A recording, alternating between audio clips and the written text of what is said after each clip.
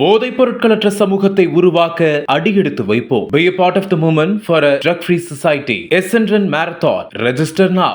GT Holidays, South India's #1 travel brand. You know you are special when you're with GT Holidays. காவல்துறை மேல உள்ள மதிப்பு மரியாதை கெட்டுப்போச்சு. சமீபத்தில் ராணிப்பேட்டையில் ஒரு போலீஸ் ஸ்டேஷன் மேல பாம்பு வீசுறாங்க. காவல்துறையில் இருக்கக்கூடிய கெட்டவர்கள் ஒரு காரணம், கருப்பாடுகள் ஒரு காரணம். போலீஸ்ல கெட்டவங்க இருக்கலாம், எல்லாருமே கெட்டவங்க கிடையாது. அந்த மாதிரி ஒரு சூழ்நிலையை உருவாக்கிட்டாங்க. டவுன்லோட் பண்ணி பார்க்கலாம், டவுன்லோட் பண்ணி பிரிண்ட் எடுத்து கொடுத்தது தப்பு. அப்படி எடுத்து கொடுத்து எல்லா டிவிலையும் போட்டாங்க. எந்த டிவிலையுமே அந்த பொண்ணோட பேரை யாரும் ரிவீல் பண்ணல, ஏஜ் ரிவீல் பண்ணல, சம்பவத்தை தானே ரிவீல் பண்ணாங்க. இல்ல, அதாவது எஃப்ஐஆர் அப்படிங்கிறது மொத்தமாவே பிளாக் ஆயிடும். விசாரிக்கிறப்போ அவங்களோட போனை அது வந்து ஒரு மெட்டீரியல் எவிடன்ஸ், அதை வாங்கி செக் பண்ண தான் செய்வாங்க.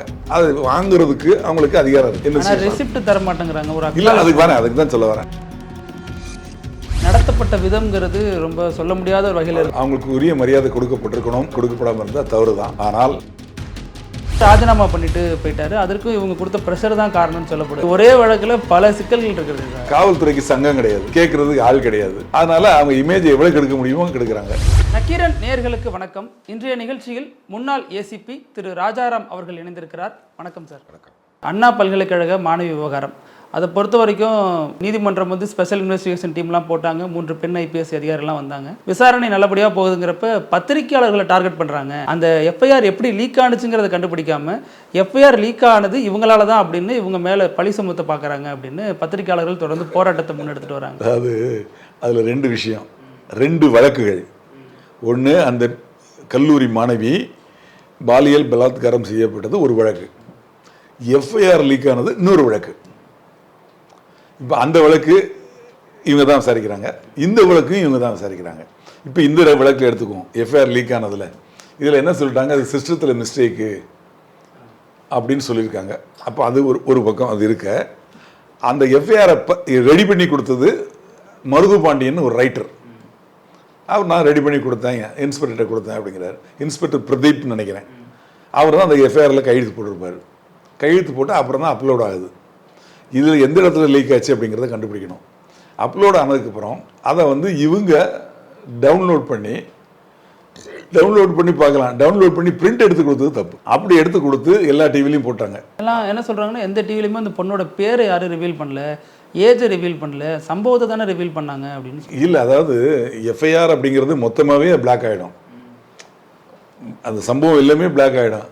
அதில் வந்து பெண்ணு பேரை மட்டும் நீக்கின, அதை விட்டுட்டு போட்டோம்னால மற்ற சம்பவங்கள்லாம் வந்துடுது இல்லையா. ஒரு பெண் பாலியல் ரீதியாக அவங்க பலாத்காரம் செய்யப்பட்டதை அவங்க வெளியே சொல்லக்கூடாது, அது வெளியே தெரியக்கூடாது. தெரிஞ்சால் அவங்களோட எதிர்காலம் பாதிக்கும், அவங்க சொந்தக்காரங்களுக்கு கூட எதிர்காலம் கூட பாதிக்கும், அவங்க குடும்பத்தாருக்கும் ரொம்ப மன அழுத்தம் ஏற்படும். அப்படிங்கிற நல்ல நோக்கத்தில் தான் கவர்மெண்ட் ஆர்டர் போட்டு, அதாவது சுப்ரீம் கோர்ட் ஆர்டர் போட்டு அதன் பேரில் கவர்மெண்ட் வந்து எல்லா சீஃப் செக்ரட்டரிக்கும் சென்ட்ரல் கவர்மெண்ட் அனுப்பிச்சாங்க. அதன் பேரில் தான் இது பண்ணியிருக்காங்க. இப்போ இதில் வந்து இவங்க தப்பு பண்ணாங்கன்னு சொல்லலை, அதை விசாரிக்கிறாங்க. விசாரிக்க சொல்லி உத்தரவு கொடுத்தது ஹைகோர்ட். விசாரிக்கிறப்போ அவங்களோட ஃபோனை அது வந்து ஒரு மெட்டீரியல் எவிடன்ஸ், அதை வாங்கி செக் பண்ண தான் செய்வாங்க. அது வாங்குறதுக்கு அவங்களுக்கு அதிகாரம் இருக்குது. என்ன ரெசிப்ட் தர மாட்டேங்கிறாங்க. ஒரு இல்லை, அதுக்கு தான் சொல்ல வரேன். அதாவது ஒரு பொருளை கைப்பற்றி அதை வந்து அந்த இதுக்கு இன்வெஸ்டிகேஷனுக்கு அனுப்பணும் அப்படின்னா சைபர் கிரைமுக்கு அனுப்பணும். அப்போ அந்த ஃபோனை தான் அனுப்பிச்சி ஆகணும். ஃபோனை இவங்ககிட்ட கைப்பற்றதுக்கு மகஜர் போட்டு கைப்பற்றணும். இல்லை இவங்ககிட்ட நாங்களே ஆஜர்படுத்தணும்னு சொல்லி ஃபார்ம் 95 கையெழுத்து வாங்கி கைப்பற்றி கோர்ட்டு மூலமாக ஆர்டர் வாங்கி அவங்களுக்கு அனுப்பிச்சு அவங்க செக் பண்ணி திருப்பி கோர்ட்டுக்கு அனுப்பிச்சு கோர்ட்டு மூலமாக வாங்கி இவங்ககிட்ட ஹேண்ட் ஓவர் பண்ணுவாங்க.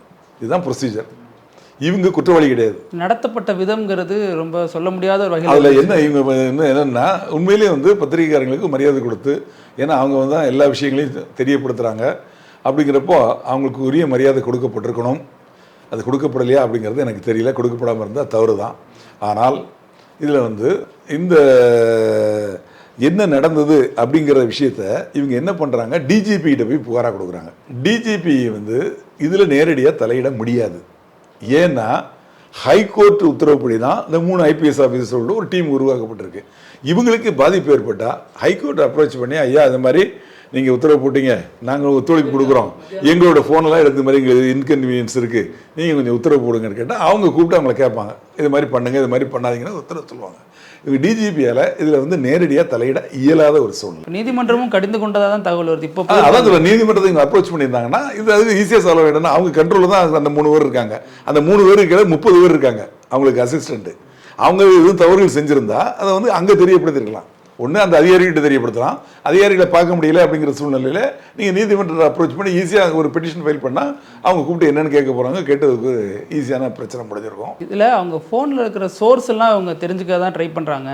இதனால ஃபோனை வாங்கி என்ன சார் பண்ண போகிறாங்க? வேறு சில கான்டாக்ட், வேறு சில தொடர்புகள் எல்லாமே உங்களுக்கு தெரிய வந்து அவங்க நெருக்கடி. நீங்கள் ஒரு பத்திரிகையாளர், நான் ஒரு ரிட்டையர்டு போலீஸ் ஆஃபீஸர், உங்களோட தனிப்பட்ட விஷயங்களை தெரிஞ்சுட்டு எனக்கு என்ன லாபம்? இல்லை என்னோட தனிப்பட்ட விஷயங்கள் தெரிஞ்சதால உங்களுக்கு என்ன லாபம்? இப்போ விசாரணைங்கிறது எதை பற்றினா இது சம்மந்தப்பட்டது தான். அதுலேயும் கூட இவங்க அக்யூஸ்ட்னு சொல்ல முடியாது. எங்கேருந்து வரப்பட்டது, எப்படி பகிரப்பட்டதுங்கிறத மட்டும்தான் அதை தான் விசாரிக்க போகிறாங்க. பத்திரிகையாளங்களோட தனி உரிமை எல்லாம் மீறுறாங்க. ஏன்னா அவங்களுக்கு வேற சில அதில் நான் வந்து அதில் எந்த மாற்றுக்கிறதும் கிடையாது. அப்படி மீறப்பட்டு இருக்கும் பட்சத்தில் நீங்கள் ரெப்ரசன்ட் பண்ண வேண்டிய இடம் அங்கே தான்.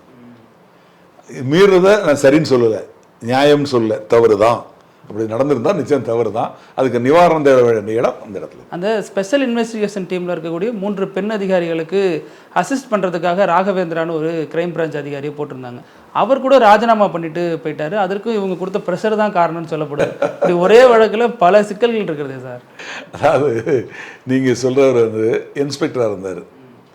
அவர் இன்ஸ்பெக்டராக இருக்கிறப்போவே வேலையை வேண்டான்னு சொல்லிட்டு வாலண்டியர் ரிட்டையர்மெண்ட்னு சொல்லுவாங்க, விஆர்எஸ், அந்த விஆர்எஸ் எழுதி கொடுத்துட்டாரு. அந்த விஆர்எஸ் கொடுத்தாங்கன்னா உடனே ரிலீவ் பண்ண மாட்டாங்க. அதுக்கு 3 months 6 monthsனு டைம் இருக்குது. அந்த டயத்துக்குள்ளே திருப்பி அவருக்கு போக வேண்டாம் அப்படிங்கிற எண்ணம் வந்துடலாம்.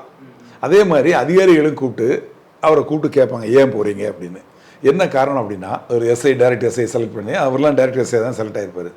செலக்ட் ஆகி அதுக்கப்புறம் அவருக்கு ட்ரைனிங், 1 வருஷம் ட்ரைனிங், 6 மாதம் ப்ராக்டிகல் ட்ரைனிங், அப்புறம் இண்டிபெண்டன்ஸ் ஸ்டேஷன் 1 வருஷம் கொடுத்து 2.5 வருஷம் ட்ரைனிங் கொடுத்து, அதுக்கப்புறமா அவருக்கு இத்தனை வருஷம் ஒவ்வொரு வருஷமும் ஒவ்வொரு வழக்குகளை கொண்டு வந்து அவரை இன்ஸ்பெக்டர் ஆக்கி, இன்ஸ்பெக்டர் ஆனதுக்கப்புறம் ஒரு டிஎஸ்பி ஆக போகிறார். அது வரைக்கும்னா கிட்டத்தட்ட இது ஒரு 10 வருஷம், அது ஒரு 10 வருஷம், 20 வருஷம் அவரோட சர்வீஸ், அவரோட நாலேஜ், அவரை யூஸ் பண்ணவரை வேண்டான்னு சொல்கிறப்போ இன்னொருத்தர் எடுக்கணும்னா திருப்பி ஆரம்பத்துலேருந்து வரணும். அப்போ இவருக்காக இவரை நாலேஜை வளர்க்கறதுக்காக செலவு பண்ண பணங்கள்லாம் வேஸ்ட்டாக போகும். அப்போ கவர்மெண்ட்டுக்கு ஒரு இழப்பு தான். அவருக்கு வந்து 60 வயசு ரிட்டையர்மெண்ட்டுங்க அப்படிங்கிறது வந்து அது வேற விஷயம். அதுக்கு முன்னாடி போகிறாங்கன்னா அவங்கள போக விட மாட்டாங்க. என்ன பண்ணுவாங்க, இவருக்கு யாருக்கு அதிகாரம் அப்படின்னா, இவர் இன்ஸ்பெக்டர் இருந்தாச்சுன்னா டிஜிபிக்கு தான் அதிகாரம், ஐஜிக்கு அதிகாரம், டிஜிபி அவங்கக்கிட்ட தான் வந்து முடிவு பண்ணணும் இவர் கொடுக்கலாம் கொடுக்கக்கூடாதுன்னு. அவங்க என்ன பண்ணுவாங்க, இவர் கொடுக்குற அந்த பெட்டிஷன் கீழேருந்து ரெக்கமெண்ட் ஆகி போகும். ரெக்கமெண்ட் பண்ணையிலே இவருக்கு மேலதிகாரி கேட்பார், ஏன் போகிறங்கிற, உனக்கு என்ன பிரச்சனை, குடும்பத்தில் பிரச்சனையா, உடல்நலம் பிரச்சனையா, எல்லாம் கேட்டு பண்ணவே மாட்டாங்க. அப்புறம் இவர் போய் கெஞ்சி கூத்தனதுக்கப்புறம் அனுப்புவாங்க. அப்படி படிப்படியாக போகும். போனதுக்கப்புறம் அவங்க திருப்பி அனுப்புவாங்க, அவங்க கூப்பிட்டு விசாரிப்பாங்க. இப்படி விசாரிக்கிறதுக்காக அதுக்கிடையில் இவர் மனம் மாறிடலாம். அதுக்காக ஒரு 3 months டைம் கொடுப்பாங்கன்னு வச்சுக்கங்க. 3 months எனக்கு தெரிஞ்சு இப்போ 6 months ஆகிறீங்கன்னா எனக்கு தெரியல. அந்த டயத்தில் வந்து அப்படி இருக்கிற டயத்தில் இவருக்கு ப்ரொமோஷன் வந்துடுது. யாருக்கு, இப்போ நீங்கள் சொன்ன அதிகாரிக்கு ப்ரொமோஷன் ஆகி அவர் வந்து சைபர் கிரைம் போடுறாங்க. இந்த சைபர் கிரைமுக்கு போடையில் அப்போ அவங்க இந்த இன்வெஸ்டிகேஷனுக்கு ஒரு டிஎஸ்பி தேவைப்படுது. உடனே அவரை தூக்கி அரைச்சிடுறாங்க. இவர் வந்த சமயத்தில் இவர் ஏற்கனவே கொடுத்துருந்தார்ல விஆர்எஸ், அந்த பீரியட் சாங்ஷன் ஆகி வந்துருச்சு. ஆக இவர் வேற வழி இல்லாமல் அதை விட்டு போகக்கூடிய சூழ்நிலை, நெருக்கடி கொடுத்த மாதிரி அது அப்படி ஒரு சூழ்நிலை அப்படி உருவாக்கப்பட்ட மாதிரி எனக்கு தெரியுது. ஏன்னா அவர் விஆர்எஸ் கொடுத்துட்டு போயிருக்காரு. விஆர்எஸ் நேற்று நினைச்சு நீங்க கொடுக்க முடியாது. இப்போ எனக்கு நெருக்கடி கொடுக்குறாங்க, நான் அன்னைக்கு வரேன்னு சொல்லி விஆர்எஸ் உடனே கொடுக்க முடியாது. இல்லை, இன்னொரு காரணம் என்ன சொல்லப்படுதுன்னா சார், ஒரு சைடு பத்திரிகையாளரை நெருக்கிறது, இன்னொரு சைடு கீழே இருக்கிறவரே இது மாதிரி இவங்க கொடுத்த கொடுமையில தான் ராஜினாமா பண்ணிட்டு போறாருங்கிற ஒரு தகவல்.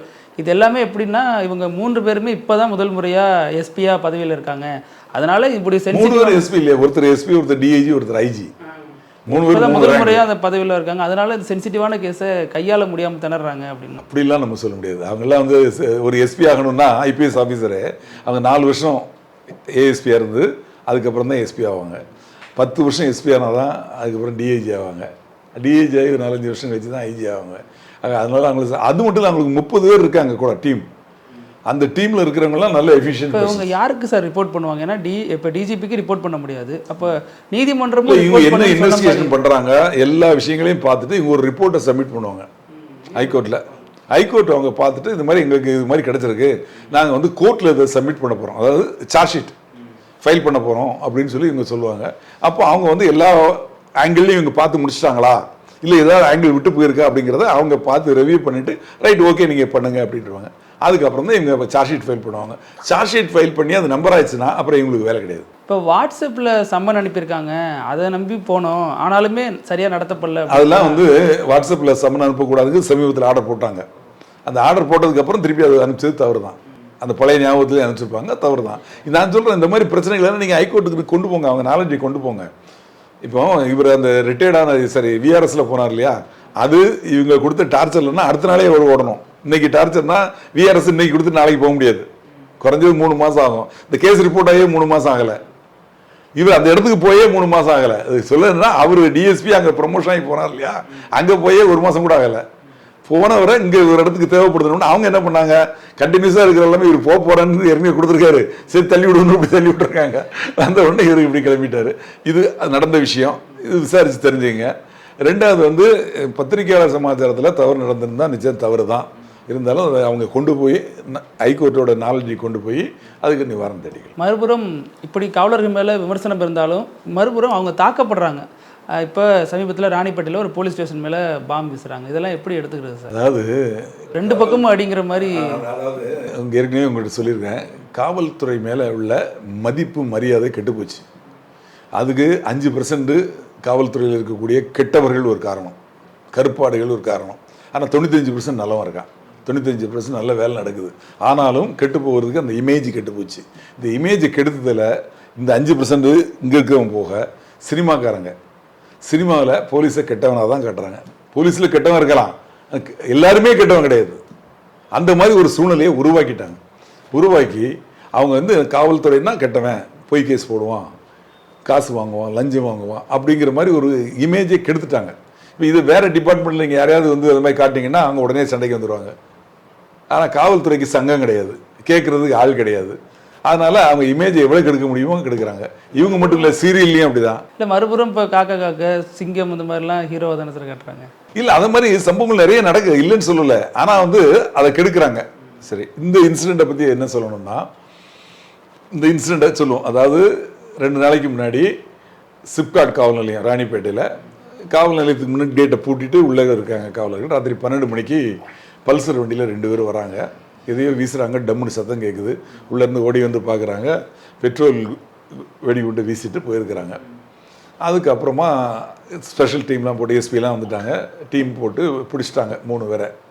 அந்த 3 பேரை பிடிச்சி கொண்டு வரையில் இயற்கை உபாதைகளை கழிக்கணும்னு சொல்லி ஒரு இடத்துல நிறுத்த சொல்லியிருக்காங்க. நிறுத்தப்போ ஒரு எஸ்எஸ்ஐயை தாக்கியிருக்காங்க, அவர் காயப்பட்டிருக்கு. உடனே இன்ஸ்பெக்டர் துப்பாக்கியால் சுட்டதில் அவர் காலில் காயப்பட்டிருக்கு, அவர் ஹாஸ்பிட்டலில் சேர்த்துருக்காங்க, அந்த எஸ்ஐயும் சேர்த்துருக்காங்க. இவங்க 3 பேரும் யார், இவங்களோட பின்னணி என்ன, காவல் நிலையத்து மேலே இவங்களுக்கு ஏன் இவ்வளவு கோபம், காவல்துறையில் ஏற்கனவே பாதிக்கப்பட்டவங்களா இல்லை எது தீவிரவாத இயக்கத்தை சேர்ந்தவங்களா என்னங்கிறத விசாரித்து அதில் நிச்சயமாக நடவடிக்கை எடுக்கணும். இந்த இளைஞர்களுக்கு அந்த மாதிரி எதுவுமே இல்லைன்னா அப்போ காவல்துறை மேலே இவங்களுக்கு கோபம் வர்றதுக்கு கூடிய சூழ்நிலையை உருவாக்கியது யார், எதனால அந்த கோபம் வந்தது, இல்லை போதை இல்லையா, இந்த விஷயங்களெல்லாம் விசாரிக்கணும். இது ஒன்று. இதுக்கு இன்னொரு விஷயத்தை சொல்கிறேன். இது மாதிரி ஆட்களுக்கு சட்டத்தின் மேலேயும் காவல்துறை மேலேயும் மரியாதை இல்லைங்கிறதுக்கு ஒரு உதாரணம் சொல்கிறேன். கடந்த ஆண்டில் கவர்னர் மாளிகை மேலே வாசலில் கருக்கா வினோத்னு ஒருத்தர் வந்து பெட்ரோல் குண்டு வீசினார். பட்ட பகலில் டியூட்டியில் இருந்த காவலர்கள் பிடிச்சிட்டாங்க. பிடிச்சி கிண்டி காவல் நிலையத்தில் கொண்டு அவர் ஆஜர்படுத்தி ரிப்போர்ட் கொடுத்தாங்க, அரெஸ்ட் பண்ணி உள்ளே போட்டாங்க. அவர் உள்ளே தான் இருக்கார். அவர் அப்போ விசாரித்தப்போ அவர் யார் அப்படின்னு பார்த்தா தேனாம்பேட்டை காவல் நிலையத்தில் உள்ள ஒரு சரித்திர பதிவேடு குற்றவாளி. அவருக்கு அந்த காவல் நிலையத்திலையும் பக்கத்தில் காவல் நிலையம் 1-2 வழக்குகள் இருக்குது. அவர் என்ன பண்ணுறாரு, தேனாம்பேட்டை காவல் நிலையம் மவுண்ட் ரோட்டில் இருக்குது, மெயின் ரோட்டில், அதன் மேலே வெடிகுண்டு பெட்ரோல் வெடிகுண்டு வீசுகிறார். அதுக்கு ஒரு வழக்கு அரெஸ்ட் பண்ணி உள்ளே போட்டிருக்காங்க. அந்த கேஸில் உள்ளே போயிட்டு வெளியே வந்து 1 வாரத்துக்குள்ள கவர்னர் மாளிகையில் சார் இல்லை இதெல்லாம் பண்ணுறதுனால நம்ம தன்னை ஒரு பெரிய ரவுடியாக காட்டிக்க முயற்சி. அது அடுத்த விஷயத்தை கேளுங்க. 2 நாளைக்கு முன்னாடி இந்த வழக்கில் ஜாமீன் விடலை அப்படின்னு சொல்லிட்டு ஏதோ கேட்டு பிரச்சனை பண்ணி நீதிபதி முன்னால செருப்பு காட்டி வீசியிருக்காரு. அப்போது அவருக்கு காவல்துறை கண்டும் பயம் இல்லை, நீதித்துறை கண்டும் பயம் இல்லை, இவ்வளோ ஜெயிலில் இருந்துக்கிட்டு இது மாதிரி பண்ணுறாரு. அப்போது அவருக்கு பின்னணி என்ன, அவர் போன வாட்டி உள்ளேருந்து வெளியே வரையிலே யாரோ சில இயக்கத்தை சேர்ந்தவர் கூட வந்தார் அப்படிங்கிறாங்க. அந்த மாதிரி ஒரு பின்னணி இருக்க போய் தான் அவருக்கு பாருங்க, அன்னைக்கு போலீஸ் ஸ்டேஷன் மேல அவருக்கு வெடிகுண்டு வீசினார் இல்லையா, பெட்ரோல் வெடிகுண்டு, அந்த வழக்கிலேயே கேஸை நடத்தி அவருக்கு தண்டனை வாங்கி கொடுத்திருந்தா கவர்னர் மாளிகை இன்சிடென்டே நடந்திருக்காது, அவர் உள்ள இருந்திருப்பாரு. இப்ப இந்த இன்சிடென்ட்ல உள்ள போய் இப்ப உள்ள போனதுக்கு அப்புறம் எவ்வளவு தைரியம் ஆச்சு, நீதிபதி மேலேயே வீசுறாரு. யாரு இவருக்கு விசாரணை பண்ணி குற்றவாளி இல்ல குற்றவாளி இல்லை அப்படின்னு தீர்ப்பு சொல்லணுமோ அவர் மேலேயே வீசக்கூடிய அளவுக்கு அவருக்கு இவ்வளவும் பார்த்தாச்சுன்னா இவர் ஒரு ஆஜானுபோகமான ஆள் கிடையாது. ரொம்ப மெல்லுசா ஒரு 35 கிலோ தான் இருப்பார் வீட்டு. ரவுடின்னு சொல்லக்கூடிய பொது இலக்கணம் எதுலையுமே வரமாட்டாரு. அதான் சொல்றேன். அப்போ அவருக்கு என்ன அந்த மனத்துல அந்த தைரியம் வந்துருது.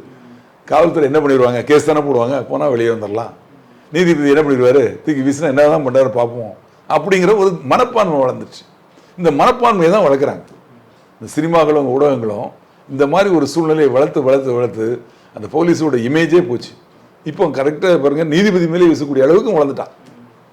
ஒரு குற்றவாளி, சாதாரண குற்றவாளி எப்படி ஸ்டெப் பை ஸ்டெப்பா எல்கேஜி யூகேஜி அப்படி படிச்சு ஒரு டிகிரி படிக்கிற ஸ்டேஜுக்கு அந்த மாதிரி வந்துட்டான். அப்போ இவருக்கு சட்டப்படி இவரை தண்டிச்சாதான் அதுக்கு ஒரு தீர்வு காணும். உங்க நேரத்துக்கு ரொம்ப நன்றி சார். நன்றி சார், தேங்க்யூ. நக்கீரன் டிவிக்கு சப்ஸ்கிரைப் செய்யுங்கள்.